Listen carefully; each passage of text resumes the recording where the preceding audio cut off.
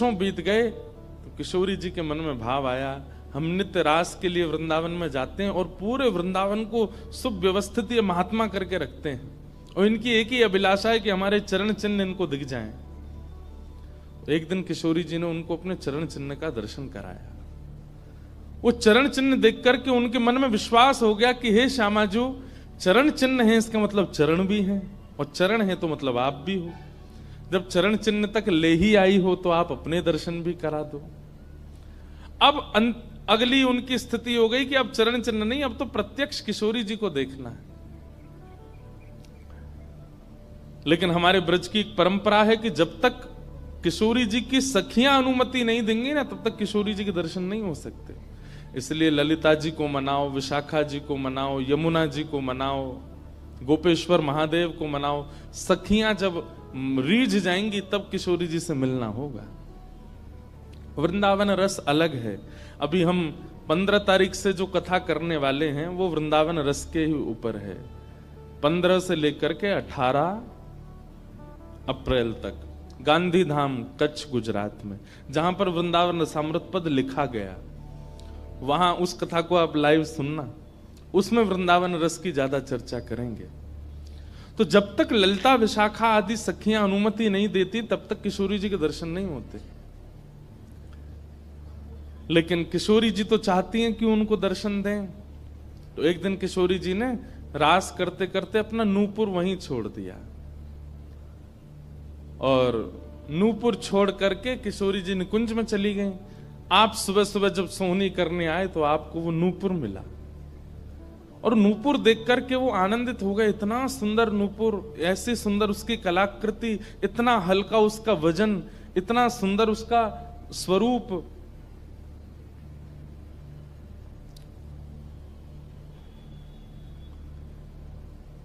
आपके मन में भाव आया कि कोई बड़े घर की लाली होगी, उसका रह गया होगा, मैं रख लेता हूं, कभी कोई मिलेगा मांगने आएगा कि भाई हमारा नूपुर दो तो मैं दे दूंगा। आपने वो नूपुर अपने पास रख लिया। नूपुर से दर्शन किशोरी जी ने कईयों को कराए। इसलिए वृंदावन में जब चला कीजिए ना, बहुत ध्यानपूर्वक देखते हुए पृथ्वी को चला कीजिए, क्या पता क्या मिल जाए।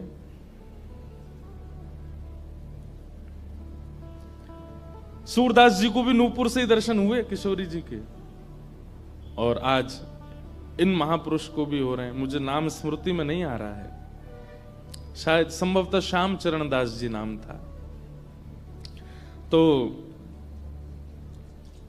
नूपुर को अपने पास रख लिया।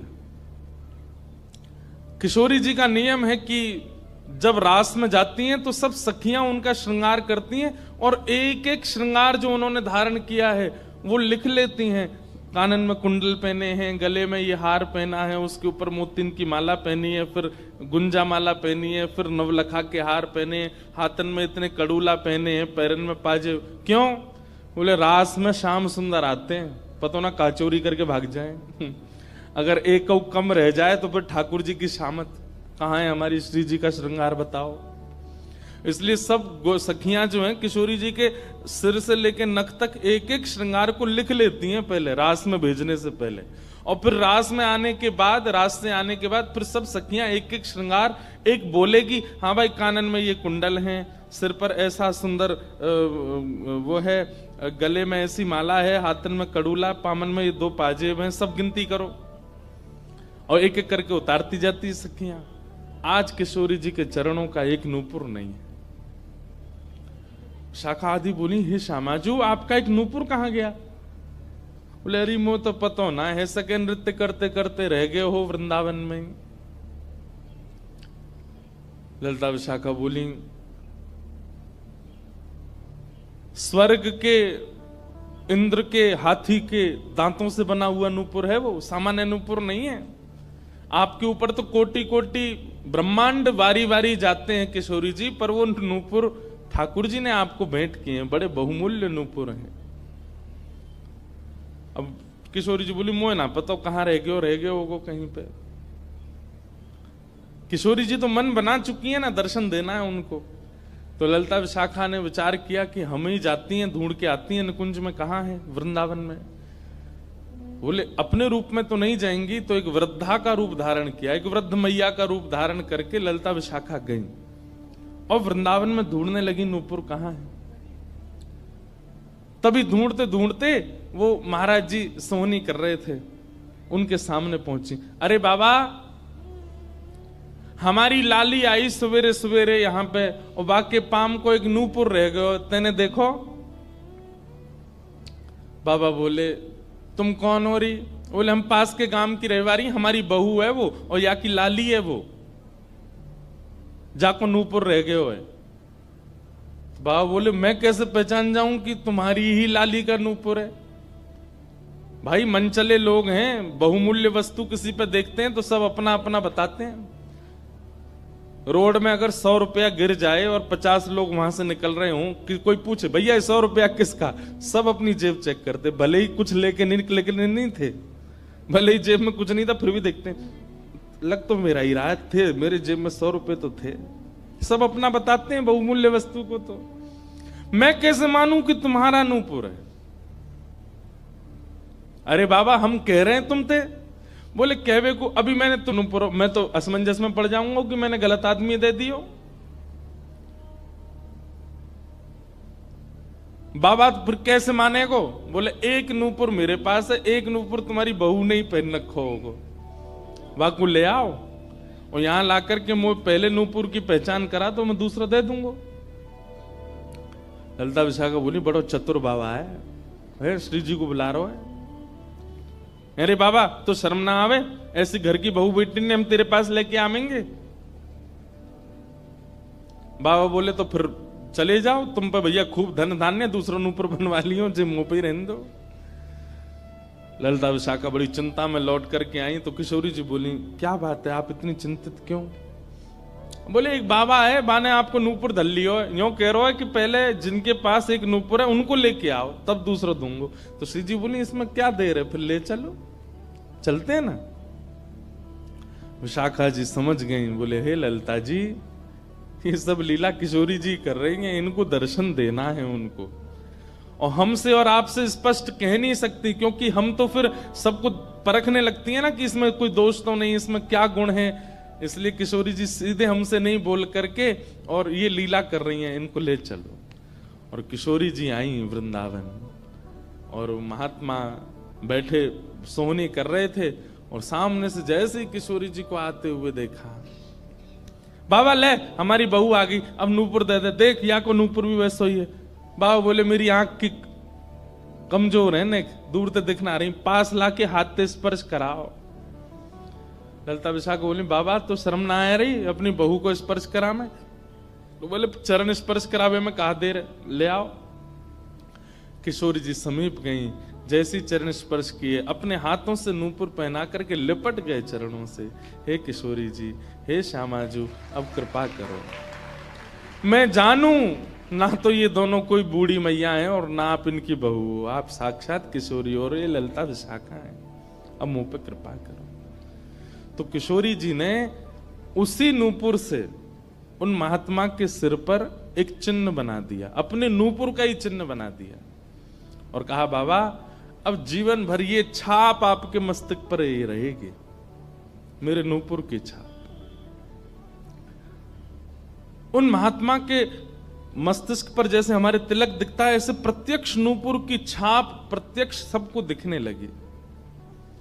अब ये तो थी उनके ऊपर कृपा, लेकिन इससे क्या हुआ कि वे महात्मा लौट करके जब अपने आश्रम आए तो उनके गुरुजी ने जब उनके माथे पर देखा तो वो बोले ए तुमने अपने गुरु के द्वारा दिया हुआ चिन्ह बदल दिया, हमने जो तुमको तिलक दिया तुम वो क्यों नहीं लगाते, ये क्या लगाए घूम रहे हो? तो हाथ जोड़ के निवेदन किया गुरुजी ये कोई तिलक नहीं है, ये कोई चिन्ह नहीं है, ये तो मेरी किशोरी जी ने कृपा करके अपने नूपुर का चिन्ह मुझे दे दिया है। तो गुरुदेव बोले हाँ तू बहुत बड़ा भक्त है ना, किशोरी जी आकर के तुझको चिन्ह देंगी। कोई माने नहीं, सब बोले जाओ इसको मिटा के आओ और जो मैंने तुमको चिन्ह दिया है वो लगाओ। अब पहले तो उनके हाथ कांपे कि मैं इसको कैसे मिटाऊं, लेकिन गुरु आज्ञा से ऊपर कोई नहीं। देखो ये गुरु निष्ठा होती है। किशोरी जी ने भले ही चिन्ह दिया लेकिन गुरु आज्ञा है तो ठीक है। गए यमुना जल से सुबह से शाम हो गई मिटाते मिटाते, लेकिन वो चिन्ह मिटा नहीं उनसे। शाम को लौट करके आश्रम आए तो गुरुजी बोले, मैंने तुझे सुबह टोका था ना ये चिन्ह मिटा के आ, तू अभी भी नहीं मिटा रहा। बोले गुरुजी मैंने प्रयास तो बहुत कर लिया लेकिन ये मिट नहीं रहा है। तब भी उनके गुरुजी माने नहीं। अब तो महाराज ये होने लगा कि गुरुजी को इतना क्रोध आ गया कि ये इतना हट कर रहा है कि हमारे द्वारा दिया गया तिलक चिन्ह उसको अस्वीकार करके और ये मनमुखा चिन्ह लगाए घूम रहा है माथे पर। गुरुजी ने सब अपने परिकर के लोगों को बैठा करके पंचायत करी आश्रम में। बोले इसको निकालो, जब हम में श्रद्धा नहीं, हमारे स्वरूप में श्रद्धा नहीं, हमारे तिलक में श्रद्धा नहीं, तो क्यों रहता है यहाँ पे। वो रोते रोते बोले गुरुजी मैं सत्य बोल रहा हूं, ये किशोरी जी ने चिन्ह दिया है और मैं खूब प्रयास कर रहा हूं। नहीं तो आप प्रयास कर लीजिए, ये मिट नहीं रहा है। अच्छा अब हमसे चाहता है कि हम तेरे माथे को छू करके मिटाएं? नहीं माने। तब उन्होंने नेत्र बंद करके किशोरी जी का स्मरण किया, हे श्यामाजू मैं किसी को प्रमाणित ये नहीं करवाना चाहता कि आप मुझे मिली हो, पर मेरे गुरु के चित्त में मेरे प्रति अविश्वास आ रहा है, इसके लिए कोई आप लीला करो। तो भगवान के सखा श्री सुबल जी की ये आराधना करते थे। ये जो महापुरुष थे ये ठाकुर जी के सखा सुबल का चिंतन करते थे कि कभी मैं ठाकुर जी से मिलने का मन हो तो सुबल, जैसे भगवान के सखा है ना, तन सुखा मन सुखा धन सुखा मधुमंगल श्री दामा सुबल, तो ये सुबल का चिंतन करते थे कि सुबल कभी कृपा करेंगे तो मुझे ठाकुर जी से मिला देंगे। ऐसे सखियों का चिंतन करते हैं किशोरी जी के दर्शन करने वाले, और सखाओं का चिंतन करते हैं ठाकुर जी का दर्शन करने वाले। तो ये सुबल का चिंतन करते थे। तो किशोरी जी ने सुबल को बुलाया। सुबल आए, श्यामाजू आज्ञा करो। बोले आपको हमारा एक काम करना है। एक महात्मा पर हमने कृपा करके उसको अपने नूपुर का चिन्ह दिया है और उनके गुरुदेव को विश्वास नहीं हो रहा कि ये चिन्ह हमने दिया है, इसलिए वो आपकी आराधना करते हैं, आपको बहुत बचते हैं। आप जाकर के हमारी तरफ से ये प्रमाण दे दो कि हमने चिन्ह दिया, क्योंकि उस सभा में कई लोग ऐसे हैं जिनको मेरे दर्शन का अधिकार नहीं है और मैं तो जाना चाहती हूं पर ये ललिता विशाखा मुझे जाने नहीं देंगी, इसलिए आप जाकर के वहां प्रमाणित कर दो कि ये चिन्ह मैंने दिया है। तब भगवान के सखा सुबल साक्षात उस आश्रम में प्रकट हो गए और प्रकट होकर के जैसे देखा दिव्य देह, दिव्य तनु, दिव्य तेज निकल रहा है, सबने प्रणाम किया। बोले कि ये आपका परिचय? बोले मैं भगवान का सखा सुबल हूं। देख करके सबने बोले आप कैसे आए? बोले हे गुरुदेव आप अपने शिष्य पर इतने रोष कर रहे हो, ये चिन्ह ये किशोरी जी ने ही इनके माथे पर पधराया है, आप इनके ऊपर नाराज मत हो। अब सुबल प्रमाणित करके चले गए। अब क्या हुआ? गुरु जी को आत्मग्लानि होने लगी। बोले मैं गुरु हूं और मेरे चेला को ठाकुर जी मिल गए, श्री जी मिल गई और मुझे विश्वास नहीं हुआ। तब गुरु जी ने अपने गुरुजनों को, अपने श्रेष्ठ जनों से जाकर के कहा कि मुझसे अपराध बना है। ठीक है, गुरु शिष्य के ऊपर क्रोध कर सकता है, उसका कोई दंड नहीं होता, पर किशोरी जी के द्वारा कृपा की गई, मैंने उस पर प्रश्न चिन्ह उठा दिया, इसका तो मुझे दंड मिलना चाहिए। तब सब रसिक जनों ने विचार किया, बोले इसका क्या दंड दें? तो बोले आप एक काम कीजिए, दंडोत्सव कीजिए। दंडोत्सव। बोले दंडोत्सव में क्या करना है? बोले आज तक जितनी तुम्हारे पास जमा पूंजी है सब संतों की, भक्तों की सेवा में लगा करके और आनंद से सुंदर भंडारा करो, सुंदर नाम संकीर्तन करो, सुंदर अपने घर पर एक उत्सव रखो और उसमें जितने महापुरुष आए सबको दंडवत प्रणाम करते करते सबसे क्षमा मांगो। और फिर जब सब तुम्हारा धन संपत्ति अब तक जितनी कमाई वो सब संतों की सेवा में लग जाए, फिर उन संतों से कृपा प्रसादी मांगो कि आप सब मुझे क्षमा कर दो। इस प्रकार से दंडोत्सव करो। तो जिन्होंने ये भाव कहा है उनको ये दंडोत्सव करना है। दंडोत्सव मतलब अब पूरे जीवन की जमा पूंजी तो खर्च नहीं कर पाओगे, पर हां पिछले 3-4 साल में जो जमा कर रखा है प्रयास करो, उससे पंढरपुर में वारी जाती हैं। हमें भैया बता रहे थे अपने जो जिनके साथ हम घूम रहे थे कल, कि यहाँ वारी जाती है, यहीं से जाती है श्री पंडरीनाथ भगवान की वारी में इतने सारे वैष्णव जाते हैं, उनकी सेवा में लगा दो। वृंदावन जाके कुछ लगाया हो, पंढरपुर में लगा दो, गोवर्धन में लगा दो, और सुंदर अपने घर पर एक ठाकुर जी का उत्सव करके किसी श्रेष्ठ को वृंदावन से बुला करके उनका सुंदर संकीर्तन करवाओ, कथा करवाओ, 2-3 दिन का ही कोई उत्सव रखो। इस प्रकार से अपनी वो जमा पूंजी संत वैष्णवों की सेवा में खर्च करके भंडारा करा के जितनों से मिलो सबसे क्षमा मांगो। वारी निकलती है आषाढ़ी एकादशी पर, इतने सारे वैष्णव जाते हैं पंढरपुर दर्शन करने, मार्ग पे खड़े होकर सबको शरबत पिलाओ और जो जो शरबत पिए उससे क्षमा मांगो, मुझे क्षमा कर दो, मुझसे अपराध बना है, मैंने कंठी पहनने के बाद भी मांस का सेवन किया, मैंने मद्य का सेवन किया, मैंने ऐसा किया, ये क्षमा मांगो। असंख्य भक्त एक साथ जब आपको क्षमा करेंगे तब आपका ये अपराध पूर्ण होगा। इसी को कहते हैं दंडोत्सव। तो फिर कथा पूरी करें, वो महाराज जी को सब लोगों ने कहा तुम दंडोत्सव करो, तो उन्होंने कहा ठीक है, मैं अगले 7 दिन के लिए दंडोत्सव करूंगा। ब्रज में जितने भी संत आवेंगे, ब्रज की सीमा पर खड़े होकर के सबको माला पहना करके सबको सत्कार के साथ लाया जाए। आश्रम में उनकी रहने की सुंदर व्यवस्था, प्रसाद की व्यवस्था, और नाम संकीर्तन अखंड चले 24 घंटा 7 दिन तक, और खूब भंडारा चले, और जितने महापुरुष आए सबसे क्षमा मांगनी। तो जब ये दंडोत्सव का बात हुई तो गुरु जी ने दंडोत्सव लिया, और चेला बेचारे जिनको किशोरी जी ने चिन्ह दिया था वो मन में सोचने लगे ये क्या हो रहा है, मेरे कारण मेरे गुरुजी को दंडोत्सव करना पड़ रहा है। तो उन्होंने अपने गुरुदेव के सामने प्रणाम करते हुए अपनी झोली फैला के कहा गुरुजी मुझे एक भिक्षा दे दो। तो क्या चाहिए? बोले जो दंडोत्सव आप करना चाह रहे हैं वो मुझे करने दीजिए, आप विराजिए, आपकी जगह मैं करूंगा, मैं शिष्य हूं आपका। तो बोले नहीं नहीं, अपराध हमने किया तो तुम क्यों करोगे? बोले गुरुजी बस यही कृपा चाहिए। तब बड़े संतों ने मिलकर के सबने कहा कि भाई देखो शिष्य कर सकता है, अगर इनकी इच्छा है तो ये करने दो। तो फिर गुरुजी का दंडोत्सव उन्होंने ही किया जिनको चिन्ह किशोरी जी ने प्रदान किया था, दंडोत्सव मनाया।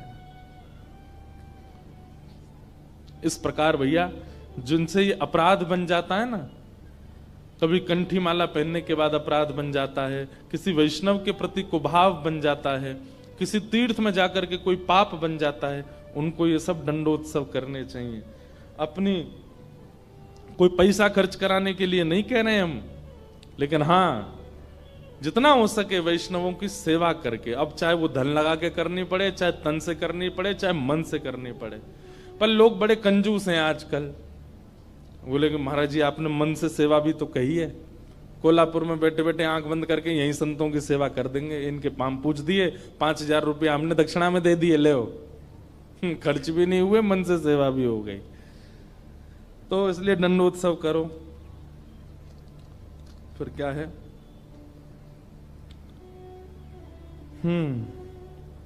और अगर किसी दिन ठाकुर जी रीच जाएं और दर्शन मिल जाए तो उसके बाद जीवन में क्या? किसी का भाव है कि आप कहते हैं महाराज जी कि ठाकुर जी से कुछ मत मांगो, पर अगर ठाकुर जी से कुछ मांगना है तो ठाकुर जी को मांगो। ठाकुर जी अगर मिल गए तो फिर उसके बाद क्या? ये तो भाई जब मिल जाएंगे तब मैं पूछूंगा आपसे, उसके बाद क्या? सही बात तो ऐसी है कि ठाकुर जी मिल जाएंगे ना, ठाकुर जी सदा के लिए तो नहीं रहेंगे, थोड़ी देर दर्शन देके चले जाएंगे और फिर आपके चित्त में अखंड प्रेम प्रज्वलित करके जाएंगे। अनंत प्रेम के रस में आप डूबने लगोगे, जिसको देखोगे उसी के प्रति प्रेम उत्पन्न होने लगेगा, उसी के प्रति श्रद्धा भाव, उसी में ही वैष्णव दर्शन होने लगेगा। छके रहोगे सदा कृष्ण प्रेम में, जैसे मीराबाई। जिन भेषा मेरो सावरो रीझे, जिन भेषा मेरो सावरो रीझे, जिन भेषा मेरो गिरधर रीझे, जिन भेषा मेरो गिरधर रीझे, जिन भेषा प्यारो विठ्ठल रीझे,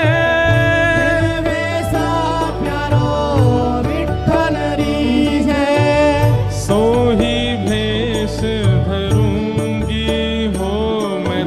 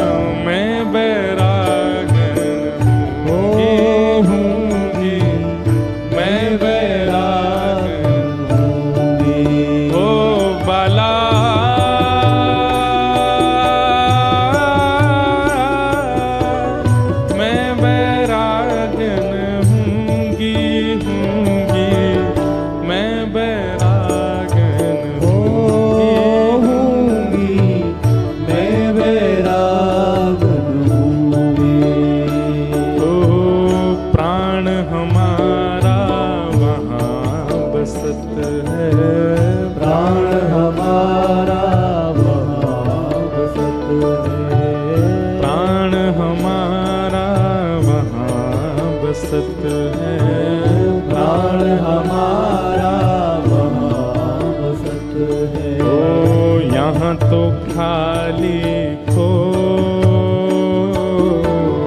यहाँ तो खाली खो, हाँ यहाँ तो खाली खो, यहाँ तो खाली खो।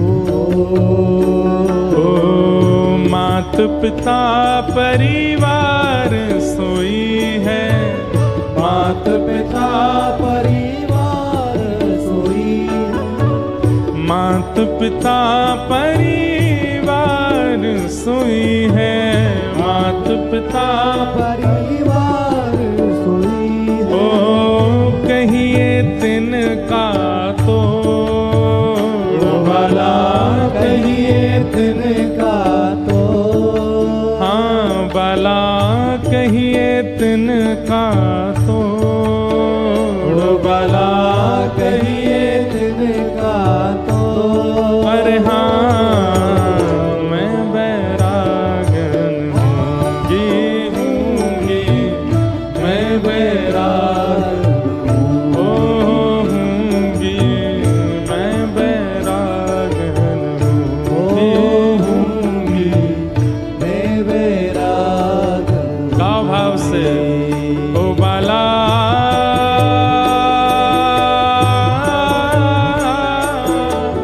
मैं बैरागन हूँगी, मैं बैरागन हूँगी, मैं बैराग हाँ हूँगी, मैं बैरागन होंगी, मैं बैरागन ओ हूँगी, मैं बैरागन होंगी, मैं बैराग ऐसे प्रेम में छक जाएंगे। जैसे किसी प्यासे को पानी पिला दिया जाता है तो क्या उसको दोबारा प्यास नहीं लगती? लगती है। ठीक वैसे ही ठाकुर जी एक बार शीतलता दे देते हैं दर्शन देके, और उसके बाद जब जाते हैं तो फिर से वही स्थिति और दुगनी हो जाती है, मिलन की उत्कंठा और ज्यादा व्याकुल कर देती है। कथा यहां 4 दिन पहले शुरू हुई थी, उससे पहले 1-1.5 साल से कितने लोग प्रतीक्षा कर रहे थे, कब होगी कथा, कब होगी कथा, कब भक्त चरित्र सुनेंगे, कब गिरधर लाल जी आएंगे। अब आज जा रहे हैं तो इसका मतलब क्या है, आज आप परिपूर्ण हो गए? नहीं। अगर आपको पता चले 2 महीना बाद फिर कथा होने वाली है तो आप तो झूम उठोगे, नाच उठोगे। तो ठाकुर जी का मिलन परिपूर्णता नहीं कर देता। इसका मतलब यह नहीं है कि आपका अब इच्छा नहीं होगी, बल्कि पहले से और तीव्र इच्छा प्रकट हो जाएगी। ठाकुर जी मिल जाएंगे तो और रोना आएगा, क्यों कि अब जाना नहीं आप, लेकिन ठाकुर जी तो जाएंगे। और जब ठाकुर जी जाएंगे तो फिर वही विरह वेदना जो सूक्ष्म थी अब वो प्रगाढ़ हो जाएगी।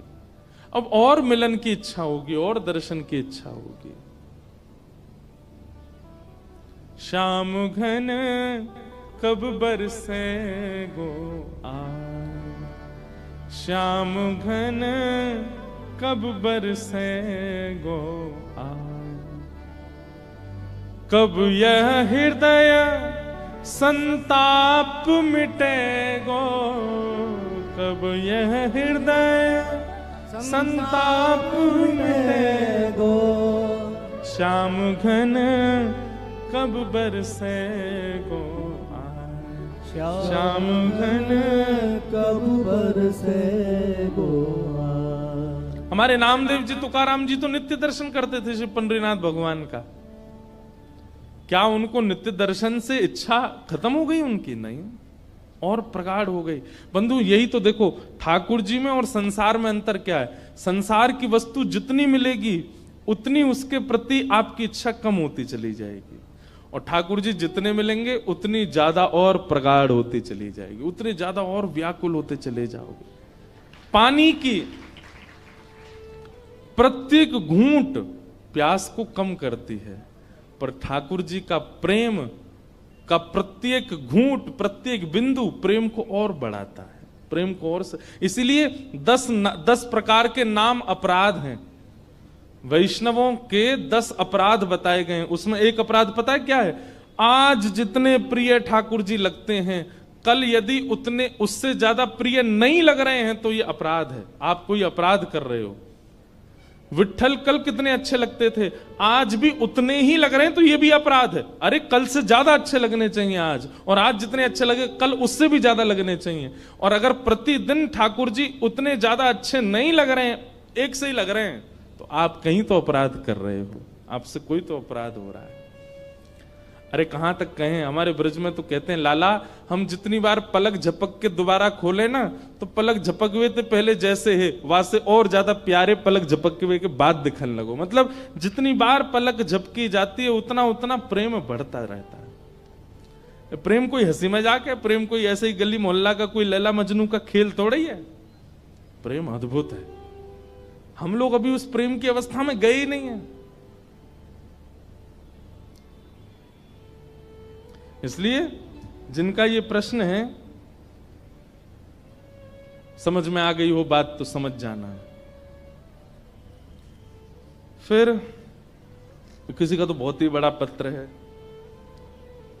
किन्हीं माता जी ने दिया है। अब उन्होंने क्या लिखा है वो तो मैं पढ़ नहीं पाया हूं, उनको प्रणाम है। तो उन्होंने ऐसा लिखा है कि उनकी लाली कोई आई है, वो चित्र बना के लाई है तो ले लेना। मैंने कहा ठीक है। फिर किन्हीं का भाव है कि जय श्री कृष्ण दंडवत प्रणाम महाराज जी, आत्मा की उत्पत्ति का कारण क्या है? लो अब ये खीर में नमक आ गई है। अब प्रेम रस चर्चा के बीच में अब बिल्कुल गुड़, बिल्कुल वह जो है, अब देखो, लेकिन फिर भी हम इसको खीर में ही गुड़ की तरह बोल देते हैं। आत्मा की उत्पत्ति का कारण क्या है? फिर आपने बहुत सारी बातें लिखी हैं। हमारी आत्मा इस जन्म मृत्यु के चक्कर में फंस जाती है या निकल जाती है, और फिर हम हमारे श्री जी ठाकुर जी के पास आत्मा स्वरूप में ही रहते हैं, सेवा करते हैं। परंतु जो इस जन्म मृत्यु के चक्कर में अज्ञान की वजह से फंस जाता है, इसके लिए तो ये बहुत दुख का कारण है। तो फिर परमात्मा ने ठाकुर जी ने आत्मा की उत्पत्ति क्यों की? आत्मा की उत्पत्ति का कारण क्या है?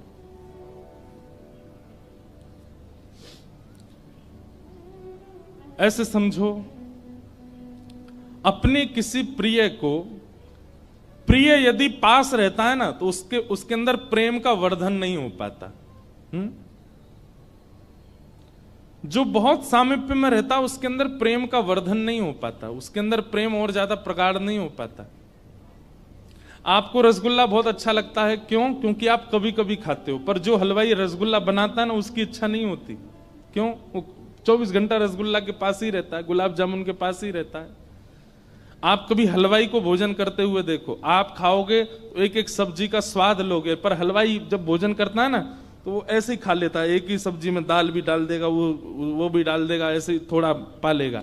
क्यों? वो इतना सामीप्य में चला जाता है कि उसको ज्यादा रस आस्वादन की इच्छा नहीं होती। मछली पानी में रहती है, उसको पानी नित्य प्राप्त होता है। हमारी आपकी तरह प्यास लगने पर वेदना जैसी होती है, वो वेदना का उसको अनुभव नहीं हो पाता। इसीलिए ठाकुर जी क्या करते हैं, कुछ दिन के लिए हम आप सब लोगों को इस संसार के भौतिकवाद में भेज देते हैं, ताकि संसार के क्रियाकलापों में रह करके, संसार की माया में रह करके कभी हमारा विरह, हमारा प्रेम प्रकट हो, और व्याकुलता, प्रतिकूलता में जो व्याकुलता हो, उस व्याकुलता से प्रेम और निखर जाए, और एक दिन ठाकुर जी की प्राप्ति के लिए हम लोग व्याकुल होने लग जाएं। इसलिए ठाकुर जी ने हमको खुद से भिन्न करके पृथ्वी पर भेजा। और टास्क क्या है? वो टास्क यही है कि संसार में रहते हुए अपने आप को मुक्त करो यहां से, जबकि ये संसार हमेशा खींचने वाला है, यहां पर मुक्ति का कोई साधन नहीं है। लेकिन बंधुओं, श्री हनुमान जी महाराज आज जिनका जन्मोत्सव है, उन्होंने मुक्ति को स्वीकार नहीं किया। यत्र यत्र रघुनाथ कीर्तनम तत्र तत्र कृतमस्तकांजलिम बाष्पवारी परिपूर्ण लोचनम मारुतिम नमत राक्षसांतकम।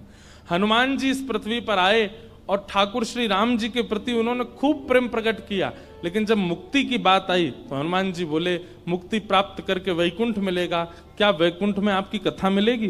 ठाकुर जी बोले नहीं, कथा तो नहीं होती वहां पे। तो बोले फिर मुझे मुक्ति नहीं चाहिए, मुझे तो यहीं रहने दीजिए, पृथ्वी पर ही। इसीलिए चारों युग परताप तुम्हारा, चारों युगों में श्री हनुमान जी रहते हैं पृथ्वी पर, ताकि ठाकुर जी के दर्शन कर सकें। तो आपने जो ये प्रश्न किया कि भगवान ने आत्मा को उत्पन्न क्यों किया, ताकि आत्मा एक दिन पुनः परमात्मा में विलीन हो।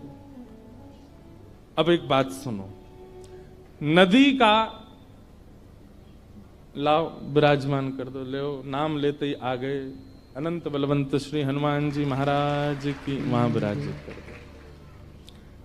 ऐसे विराजू कहीं जेऊ नहीं कूद पड़े ऊपर ते रण में कूद पड़े हनुमंता।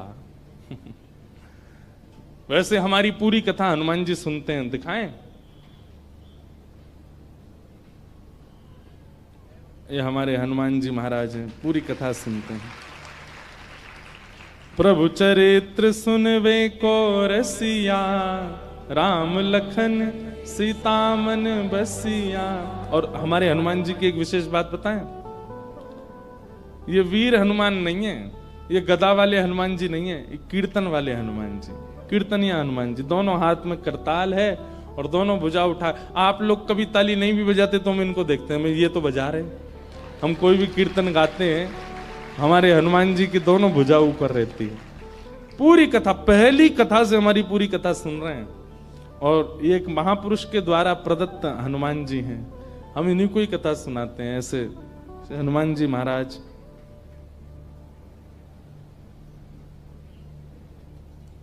तो हम क्या निवेदन कर रहे थे? हनुमान जी।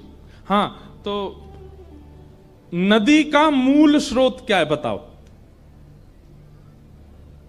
नदी का मूल उद्गम किससे होता है? समुद्र से।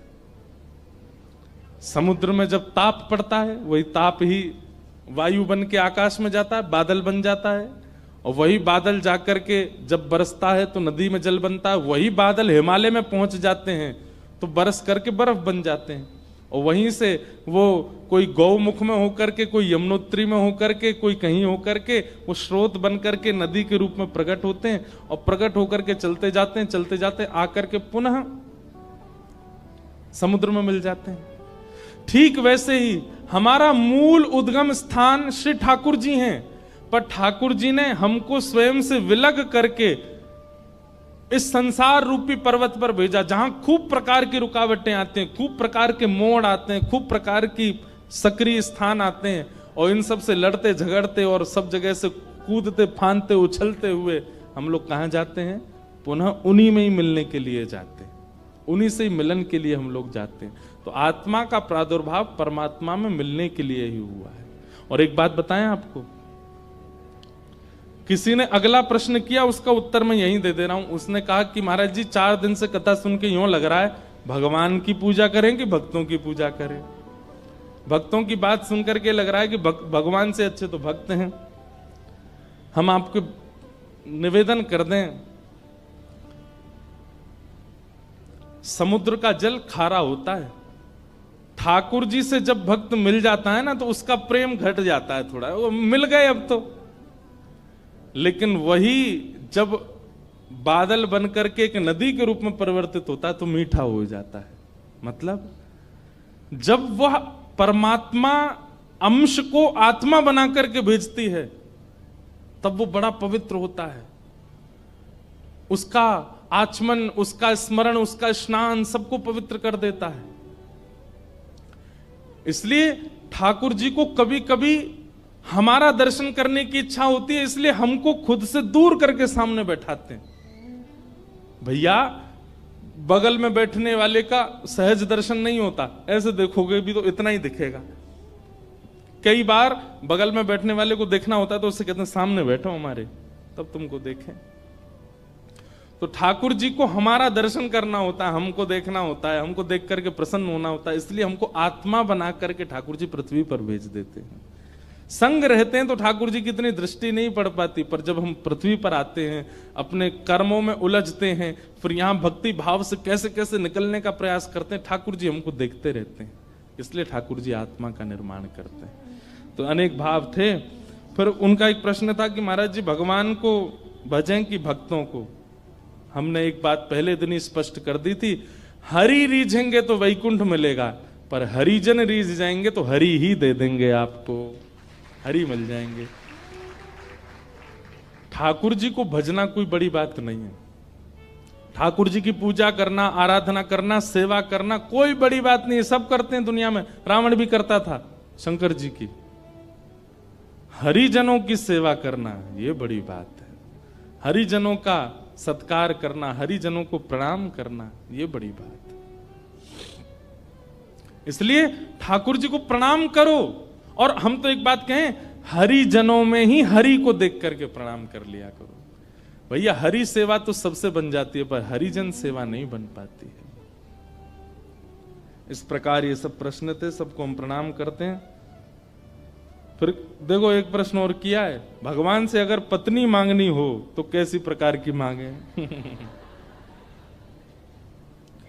ये तो भैया जिनके ब्याह हो चुके हो उनसे मांगो।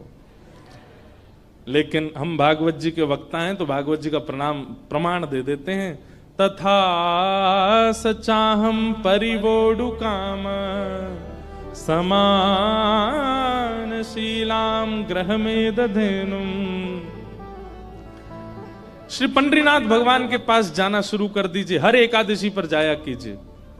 और एक वर्ष की संपूर्ण एकादशियों पर व्रत करके पंडरीनाथ भगवान के पास जाना, ये भाई लोगों के लिए बता रहे हैं जिनके ब्याह नहीं हुए हैं।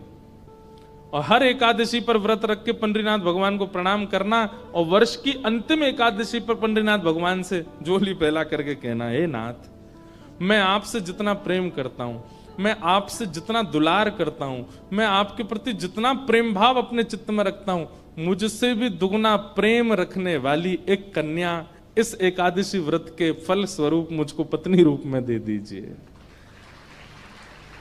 आपसे भी अधिक ठाकुर जी से प्रेम करने वाली गृहिणी प्राप्त हो, ये ठाकुर जी से मांगो। श्रीमद् भागवत में मांगा है, इसीलिए तो हमने श्लोक बताया। कर्दम ऋषि ने भगवान से प्रार्थना की थी, हे नाथ, मैं आपसे जितना प्रेम करता हूं, मुझसे भी दुगना प्रेम करने वाली पत्नी मुझको प्राप्त हो, ऐसी कृपा करो। तब कर्दम ऋषि का विवाह देवहूति के साथ हुआ। तो भगवान ने फिर पता क्या कहा, तुम हमसे प्रेम करते हो, तुम्हारी पत्नी दुगना प्रेम करती है, तुम दोनों के प्रेम के फलस्वरूप तुम्हारा पुत्र बन के मैं ही आऊंगा। और कर्दम ऋषि और देवहूति माता के यहां भगवान कपिल बन करके आए। इसलिए भैया जितने भाई लोग बैठे हैं, कर दो शुरू एकादशी, और बहनें भी जिनके ब्याह नहीं हुए हैं। लेकिन यो नहीं कि मन में पहले ही सोच रखो बातें करनो ब्याह में, और ठाकुर जी से जाके, हे पंडरीनाथ, हम कोल्हापुर में रहते हैं और जो हमको प्रिय हैं वो सोलापुर में रहते हैं। सोलापुर दूर है यहां से, हैं? हमको तो पता ही नहीं है कहां। आप कृपा कर दो, हम इसी के लिए एकादशी कर रहे हैं। ऐसा नहीं, ठाकुर जी को चुनने दो। आप क्यों चुन रहे हो?